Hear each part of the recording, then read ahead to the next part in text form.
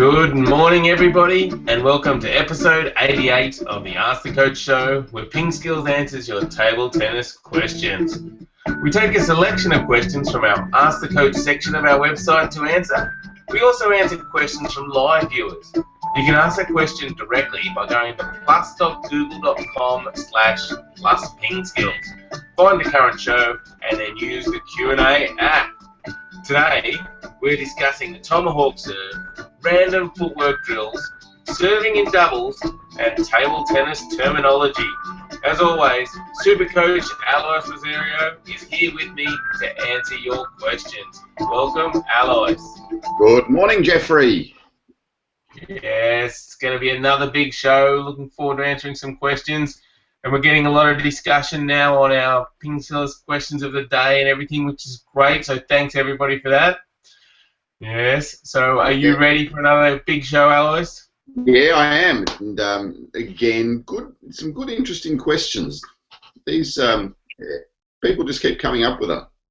Indeed. So first up, Alois, the PingSkills question of the day from yesterday is: does a home ground make much difference to results in table tennis? Interesting one. I think it does, especially if you are traveling and playing, teams in a different city. I think it does make a difference. The travel, just being comfortable in your surroundings.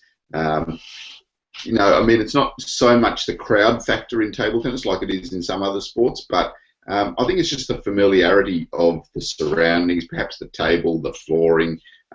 It makes a bit of a difference. I mean, it's not a 5-point difference, but I think it does make a little bit of difference because you're just a bit more comfortable when you're playing. Yeah, that makes a lot of sense. If you're used to playing in that environment and you've played on those tables a lot of times, you are going to feel a bit more comfortable.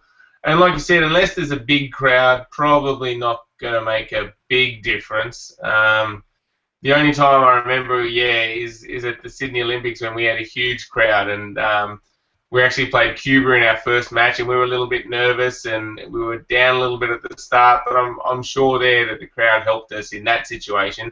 But yeah, normally I think it's more going to be about the home ground advantage and being familiar with the surroundings. Interesting question.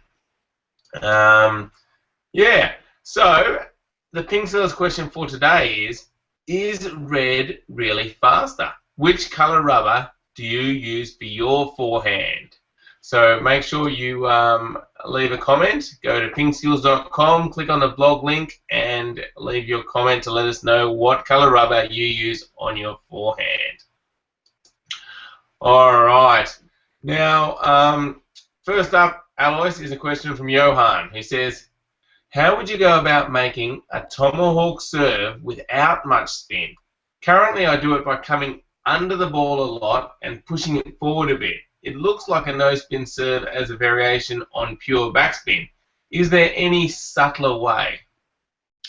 Yeah, so one way that you can think about doing it is just the contact point on your racket. So if you have a look at when we're doing the tomahawk serve and the arc that the bat is making, you can see that the top of the bat there is moving a lot more than the bottom of the bat. So if you contact the ball there, that part of the bat is moving a lot faster, you're going to get more spin. If you contact the ball here, that part of the bat is moving less, so you're going to generate less spin. So that's a subtler way of just varying the amount of spin that you're putting on the serve as well. So you can just push the bat forward like you were talking about as well. So instead of just brushing it, just push the bat forward to contact the ball, and that'll get less spin as well. So just the flattening out of the contact rather than the brushing contact will change the amount of spin and make it less too. Give a few different things a try. Even just the difference between hitting the ball on the leading edge and the back edge. Just give it a try. See where the different hitting points lead you. Excellent. All right. So, Johan, just get out on the table. Try a few of those ideas. Try getting hitting the ball at the top of your racket with the tomahawk serve, and then try hitting it down lower and observe the effects. And once you've had a chance to practice that, let us know how you go and what you find useful. All right. Um, Brock has asked if we're going to have some new videos like we did before. I think he's talking about the tutorial videos, Alois. So, yeah, we've got a lot coming. We've got a lot planned. We're still working on redoing serving secrets videos, which are good. We still need to make a few more on the sports psychology. We've got a long list, so we are working on it, and we will get to them. So Yeah, stay tuned. Just takes a yeah, little while to get them all processed and edited and up on the site. yeah. That's yeah, there is always a long list of requests and things that people are looking for. So we did a filming session a couple of weeks ago, or a week ago or so, and we did that was a special little video that'll be sort of coming out later. So yeah, it's just finding the time. We need to find more time. Indeed. Yes. So, all right. Let's move on to a question from Lucas, who's just jumped on as well and asked a question using the Google Q&A app. So thanks, Lucas.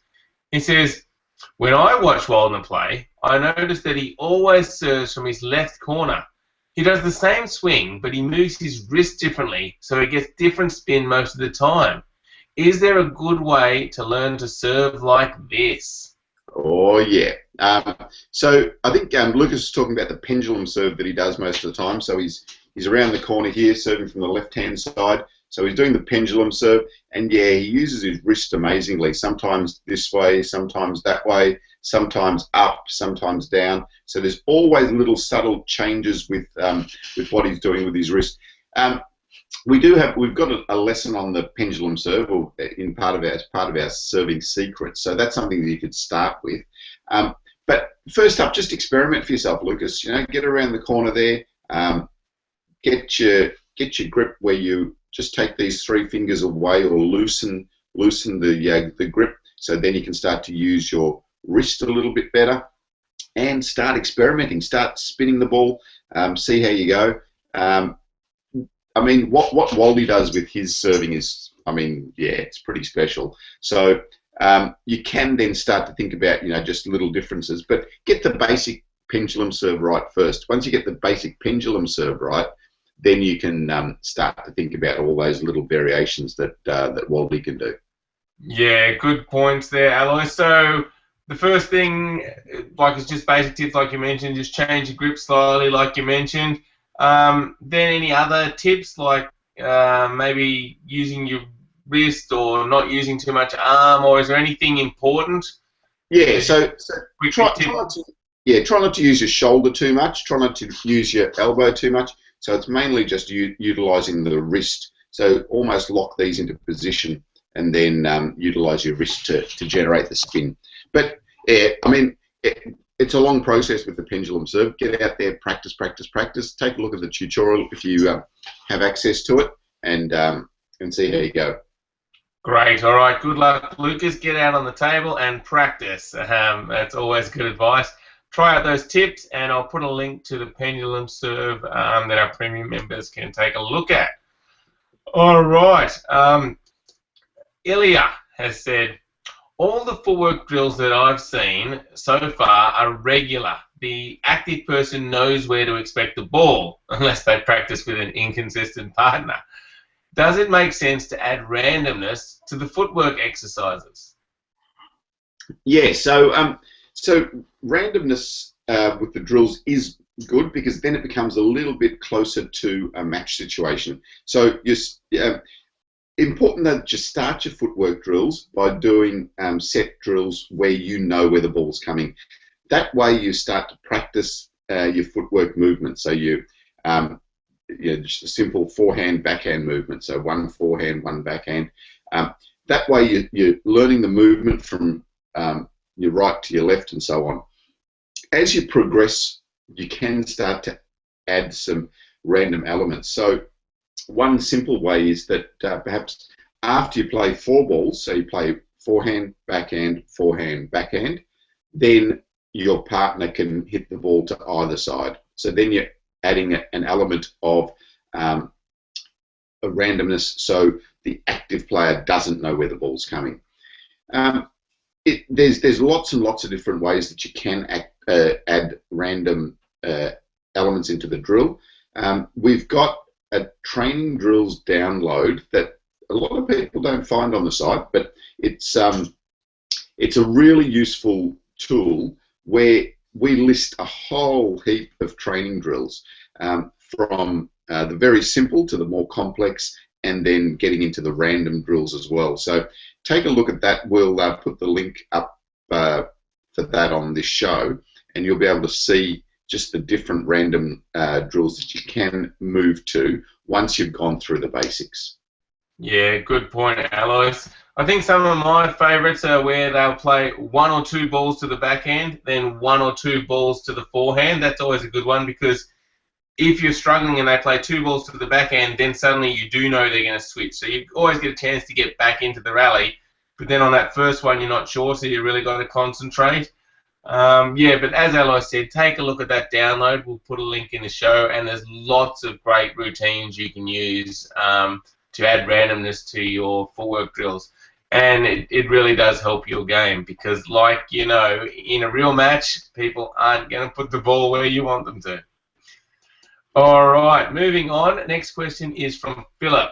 And Philip says, when playing doubles and the server is serving very close to the centre line, who has the call if the serve is in or out? Specifically, if there is a disagreement and there is no umpire or referee, does the server or the receiver have the final say? Aha. Well, it's not covered in the rules. So all the rules, or the official rules, regulated or assume that there's an umpire. So the umpire has the call and the final call on that. So it becomes really difficult when there's no umpire and the ball's getting close to that line. You know, most of the time people will know or have a really good feel for it. And it's not up to the server or the receiver. I mean, as we say, there's no rules about it. So you just have to work it through with your opponents and try to work out. I mean, the easiest way, if the 4 of you are really unsure, just replay the point. You know, that's the easiest way. I see it a lot in school table tennis. So a lot of the time in the school, there's no umpire, or the umpire is just one of the other kids that's playing. If the players aren't sure, just replay it. It's just the easiest way, and you've just got to trust that the other player is being honest, and 99% of the time they are, not trying to just steal a point off you. So yeah, that's probably the easiest solution. But it's not an easy solution, because there is no real solution. I mean, who can tell whether it's in or out? Yeah, I guess table tennis is lucky in that respect, because most of the time there's not really decisions to make about in or out, because the ball will miss the table. I guess it's only in doubles where you have this rule about the service must land in that right-hand box, so that is a tricky one. And then I guess it's edges, but most of the time it's pretty easy to tell whether it's in or out. I think I played tennis a little bit, Alois, and when you played in competitions, you had to call when the ball was on your side, and your opponent called when the ball was on their side. And in tennis, I think there's a lot more arguments and, a lot more questioning of the calls. But I don't know if it was officially in the rules, but that was how it worked. But I guess because in table tennis there's so few calls, there's no sort of etiquette like that. And so I guess it's really, like you said, up to the players to agree. Yeah, you're right. I mean, yeah, we are lucky in that respect. With that service line in table tennis, though, I think it's almost harder for the receiver or the person who's hitting the ball to see it. If you've served it, you've had a little bit more time to see the whole picture up the other end. Whereas the receiver's sort of trying to receive the ball and check whether the ball's on the line. I think, yeah. So I think it's difficult for both. The receiver's certainly closer to it, but the server probably has a better overall picture of where it's landed. Yeah, maybe. Like you said, the receiver's closer, so yeah, interesting one. Which is probably the tennis theory, isn't it? I mean, the tennis theory is that the person whose side it's on is closer to the line, so they can see it. Yeah, and in tennis, obviously, it's a lot bigger court, so the person on the other side is actually a long way from the ball. Yeah. But yeah, that's the theory. Yeah. All right. Now another question from Lucas Alois, who says, "I'm trying to get better at the backhand topspin, where you really twist your wrist before you do the stroke. It really depends where I hit on the racket, so I'm wondering, where is the contact point for this stroke?" Yeah. So with the backhand topspin, and starting to utilise your wrist more as you advance, ideally the contact point is up closer to the top edge or down here where the bat's moving a little bit faster. So this is where you're going to get more speed, more spin and speed on the ball. So that's roughly where you want to aim to there, that sort of area here. Great. Yeah. So close to the middle, slightly more towards the end of the bat. Yeah. It's great you're learning that stroke, Lucas. Keep going with it. It's it'll win you a lot of points. So keep working on it. All right. Now we're on to a question from Steve, who's wondering about the terminology in table tennis, Alois.